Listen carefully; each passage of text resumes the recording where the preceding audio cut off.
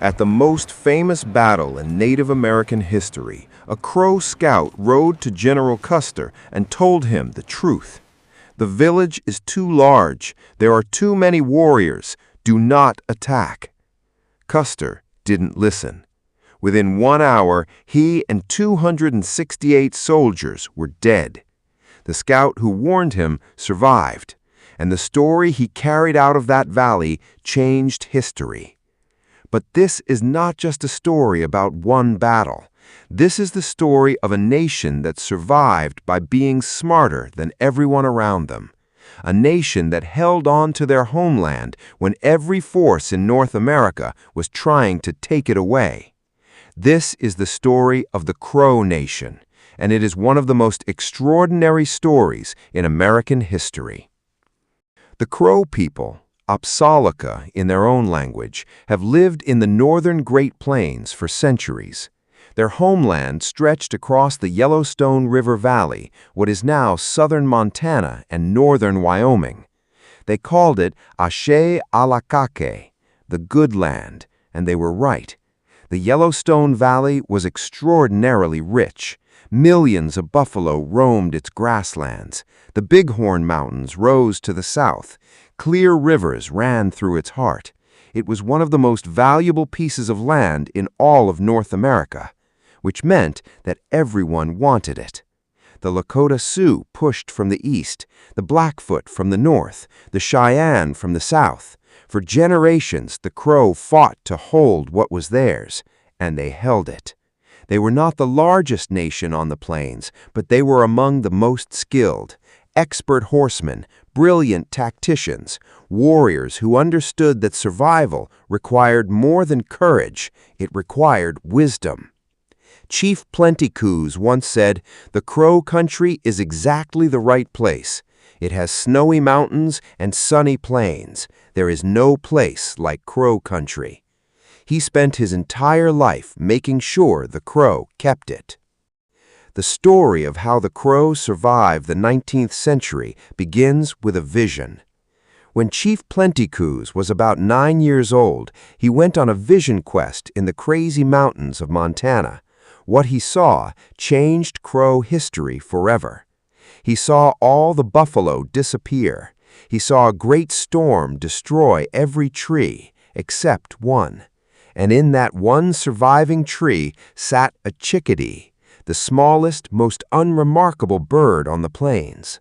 The message was profound. The buffalo would go. The old way of life would end. But the small, the clever, the adaptable, those who listened would survive. Plenty Coups spent the next 70 decades leading the Crow according to that vision. He made a decision that many other leaders refused to make. He chose to ally with the U.S. government, not out of weakness, but as a deliberate strategy to protect Crow lands from the greater threat of Lakota expansion. The Crow became scouts for the U.S. Army.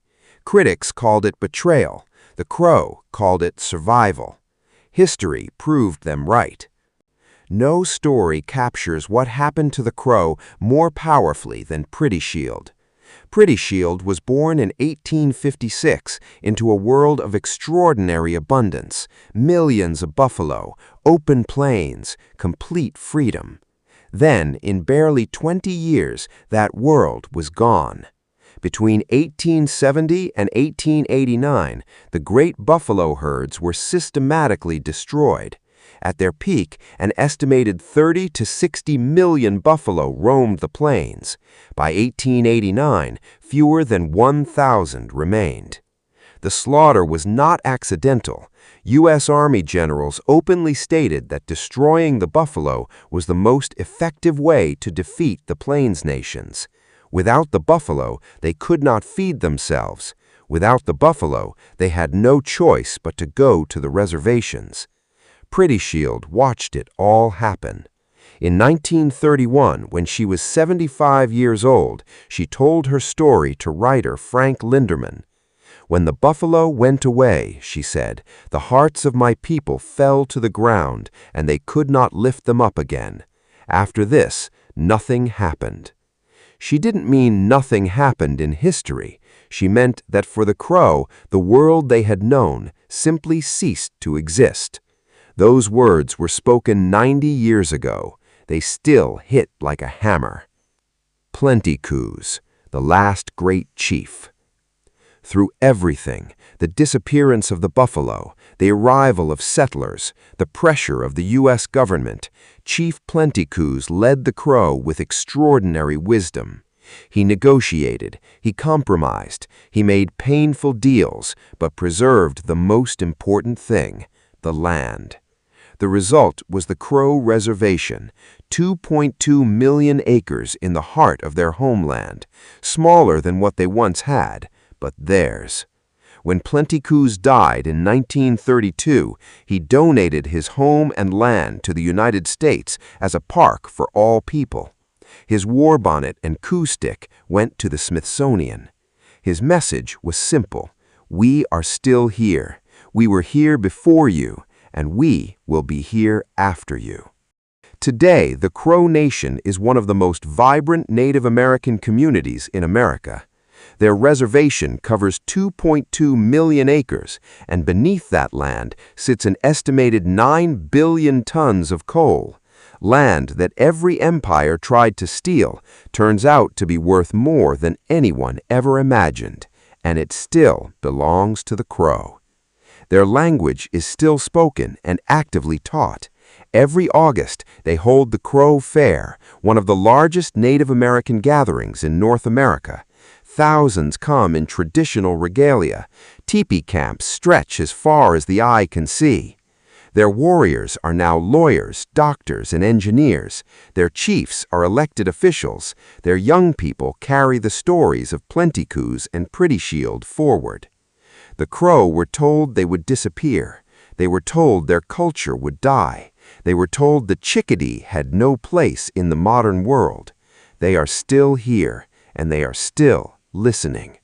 The Crow survived not because they were the strongest, but because they were the wisest, because they listened to a vision, because they adapted without losing who they were, because they held on to their land when every force in North America was trying to take it away. If this story moved you, share this video so more people can know the truth about the Crow Nation. Follow the page for more untold stories of Native American history. And tell me in the comments, which Native American tribe do you want to see next? And please don't forget to share. Even one share from you can help this story reach many more people. Thank you for watching and staying with us.